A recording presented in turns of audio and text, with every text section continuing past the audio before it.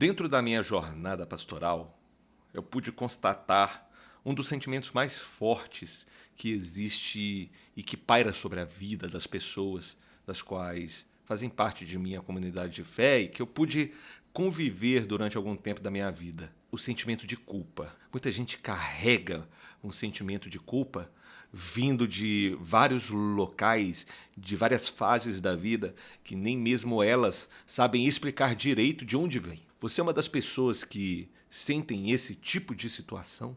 Que tem um sentimento de culpa que te aprisiona, que te prende, que te deixa imóvel em relação a vários pontos da sua vida, inclusive na sua jornada de fé? Esse vídeo aqui é para você. E eu espero que ele possa ser bem edificante para a sua vida. Antes de nós entrarmos no vídeo, eu quero saber se você está bonzinho, se você está boazinha, como você está, se está na paz do Senhor, se está tudo certo. Espero que esteja tudo bem com você, meu irmão, minha irmã, e que o Senhor abençoe muito a sua vida. Peço que você inscreva-se no canal, ative as notificações, siga-nos nas nossas outras redes sociais, @o Projeto Celeiro, tem no TikTok, tem no Kawaii, tem no Instagram. Procura a gente lá que tem mensagens mais curtas ali, objetivas para você, amém? E a gente tem muitas coisas para fazer aqui, como vocês já sabem. Então, não deixe de se inscrever e de participar conosco nessa jornada, nesse momento de conversa e aprendizado a respeito da fé. Beleza? Então, vamos conversar a respeito de arrependimento e perdão. Se você sente culpa, há uma grande esperança para você.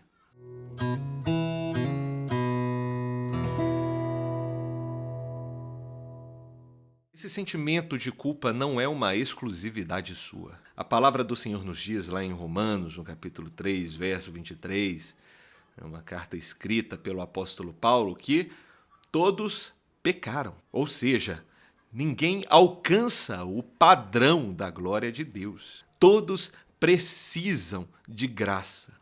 E a boa notícia é que o Senhor derramou sobre nós a sua graça, enviando Jesus Cristo para nos justificar. Então nós temos esperança.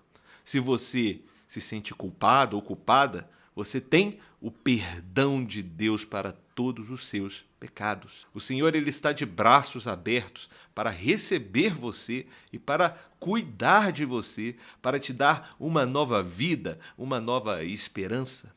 O que eu enxergo como parte da igreja do Senhor, como um líder, como um pastor, é que nós, irmãos, todos nós, precisamos de Deus e precisamos cuidar uns dos outros.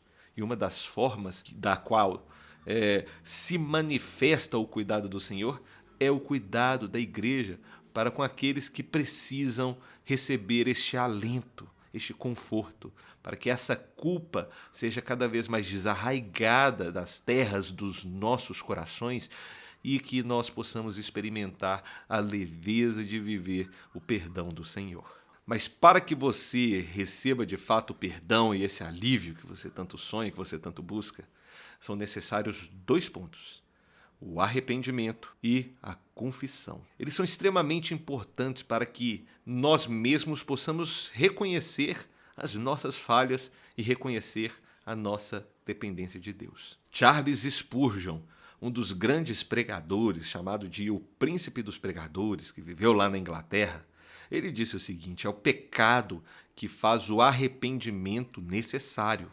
Ou seja, é essa realidade, esse pecado original, é esse pecado que corre pelas nossas veias, que faz necessário o arrependimento de nossa parte. Nós precisamos ter uma transformação de mente, não só sentir uma culpinha, um remorso, coisa do tipo, independente do tamanho da sua culpa. É necessário que você tenha uma atitude de mudança de vida. Esse pecado precisa doer no seu coração. Ele precisa te trazer incômodo. Ele não pode ficar ali escondidinho de uma forma pacífica. O fruto do arrependimento, ele traz essa mudança de vida que faz com que você não se conforme com essa mácula que vai destruindo você por dentro e vai te desafeiçoando, inclusive como ser humano. A gente precisa se arrepender não apenas dos pecados cometidos, aqueles pecados que estão na cara, que são estéticos, que são muito aparentes, a gente também precisa se arrepender da nossa omissão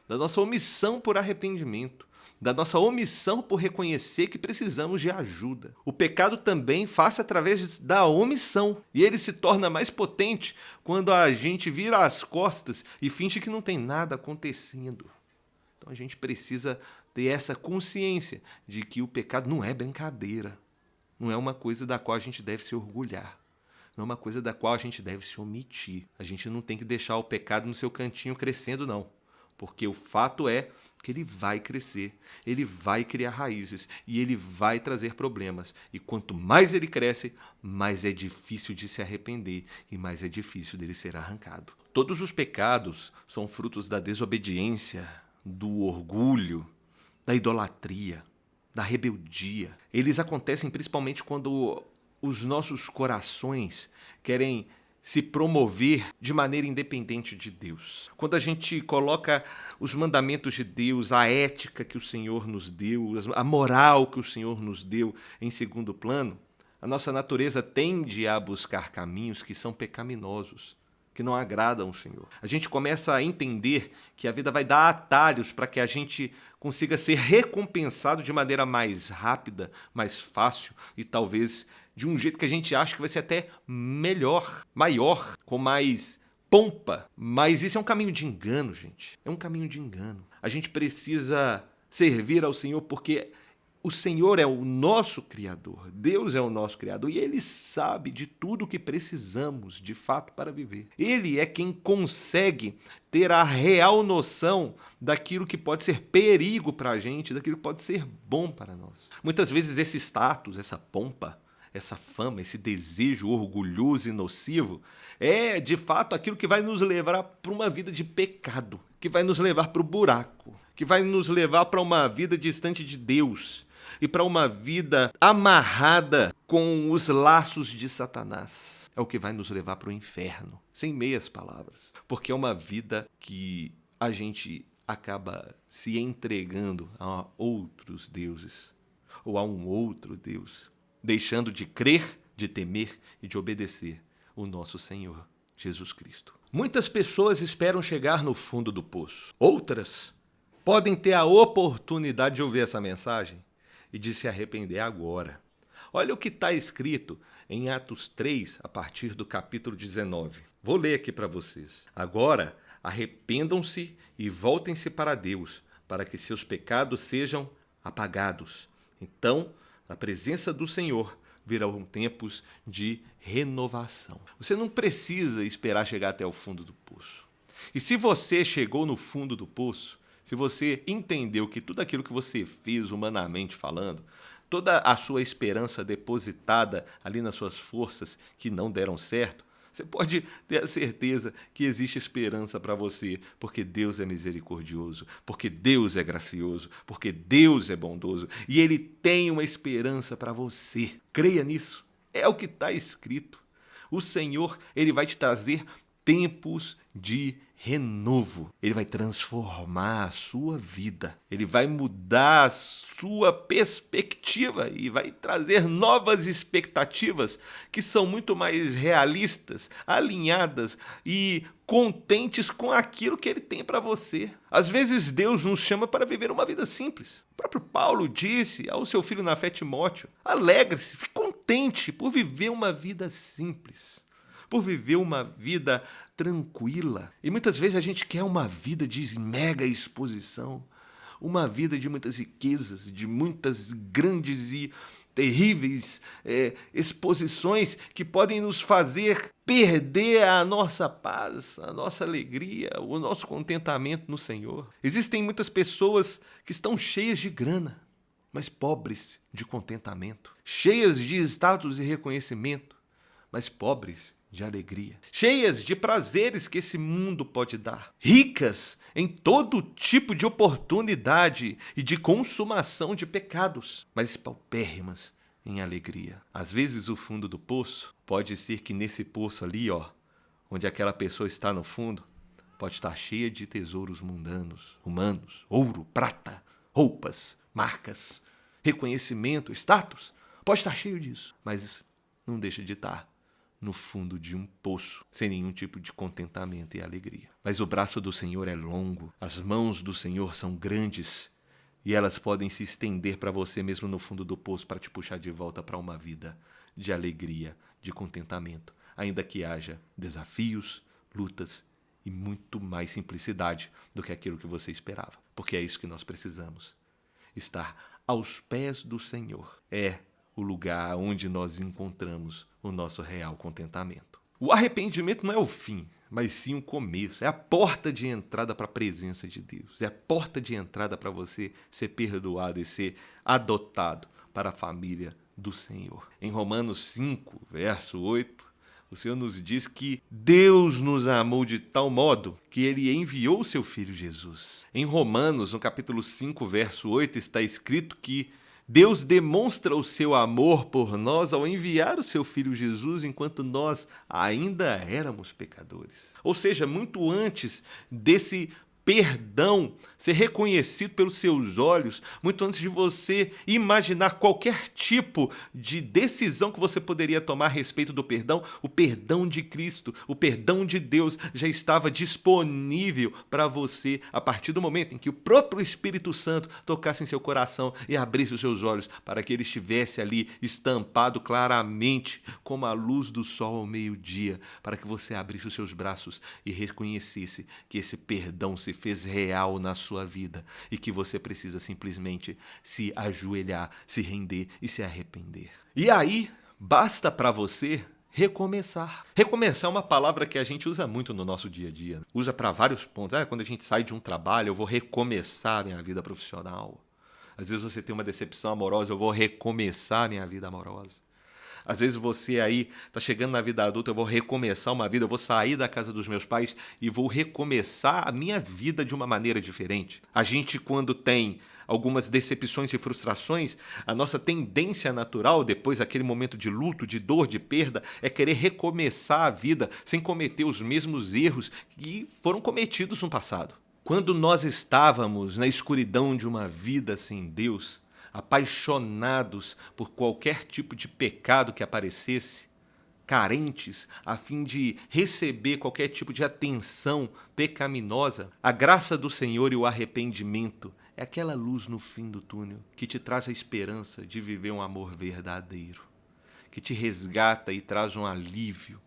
Ele te desaprisiona, ele arrebenta as correntes que te prendiam a uma vida repleta de insatisfações sem fim. O Senhor te traz uma nova existência, cheia de propósito, cheia de alegria, cheia de realizações que Deus te dá e que Deus opera em suas vidas. Esse é um efeito curador. Esse é um efeito restaurador, é um efeito purificador. A palavra do Senhor nos diz lá em 1 João, capítulo 1, verso 9, que se nós confessarmos os nossos pecados, Ele é fiel e justo para nos purificar. Nos purificar do quê, Lucas? Dos pecados, da injustiça, da carência, das prisões que esse mundo nos traz e nos acorrenta. Estar em Cristo e viver esse perdão é de fato viver a liberdade plena. Sabe por quê, meu irmão? Porque a maior parte da nossa vida nós vivemos correndo atrás de satisfazer as nossas carências e satisfazer as nossas paixões. É como se fosse uma escravidão. É como se fosse uma prisão. A gente não consegue se libertar. Viver a realidade do perdão em Cristo é o que realmente nos liberta. Aí você vai me perguntar: mas vai me libertar do quê, Lucas? Vai te libertar das carências que te escravizam e que te fazem correr atrás de ser amado, de ser aceito, de ter propósito, de encontrar um motivo para viver. Porque em Cristo nós temos motivo para viver. Em Cristo somos amados. Em Cristo somos restaurados. Não é porque a gente escolheu amá-lo, não. Eu tenho uma notícia maravilhosa para você. Deus nos amou primeiro. Olha o que está escrito. Deus mostrou quanto nos amou ao enviar seu único Filho ao mundo para que por meio dele tenhamos vida. É nisto que consiste o amor. Não em que tenhamos amado a Deus, mas em que ele nos amou e enviou seu Filho como sacrifício para o perdão de nossos pecados. Olha como essa notícia é maravilhosa. Deus nos amou primeiro. Deus enviou seu Filho Jesus para que nós tivéssemos esperança e restauração. Isso por si só é maravilhoso. Isso por si só vai muito além do que qualquer pessoa possa fazer por você. Por isso que eu disse anteriormente, em Cristo, em Deus, você encontra perdão, você encontra propósito, você encontra um amor verdadeiro, você encontra cuidado, aceitação, você encontra no Senhor tudo isso. E Ele está de braços abertos para receber você, independente de como você está. Venha, porque Ele vai te transformar e vai te libertar. Basta se arrepender, basta reconhecer que você depende dEle para tudo na sua vida. Não se apegue ao seu passado. Supere aquilo que ficou para trás. Está escrito em 2 Coríntios, no capítulo 5. Tire essa carga das suas costas. Arrebente essas correntes que te prendem a algo que já não faz mais parte da sua vida. Lá em 2 Coríntios, no capítulo 5, verso 17, está escrito que aquele que está em Cristo é nova criatura e as coisas velhas ficaram para trás. Eis que tudo se fez novo. Você tem uma nova vida. Você tem uma nova existência. Aquilo que te trouxe dores no passado já não existe mais em Cristo. Você pode viver novas experiências com novas pessoas, com uma nova família da fé. Eis que tudo se fez novo na sua vida, meu irmão e minha irmã. Bom, é isso que eu queria conversar com vocês. Eu espero que essa mensagem tenha trazido alegria, paz, renovo e alívio ao seu coração. Deixe aí nos comentários como você está e também não se esqueça, caso você tenha se esquecido, de deixar o seu like no canal, de deixar um comentário aí pra gente, de compartilhar esse vídeo com mais alguém e de nos seguir nas nossas outras redes sociais, @o Projeto Celeiro. Beleza? Espero te ver em breve. Até mais!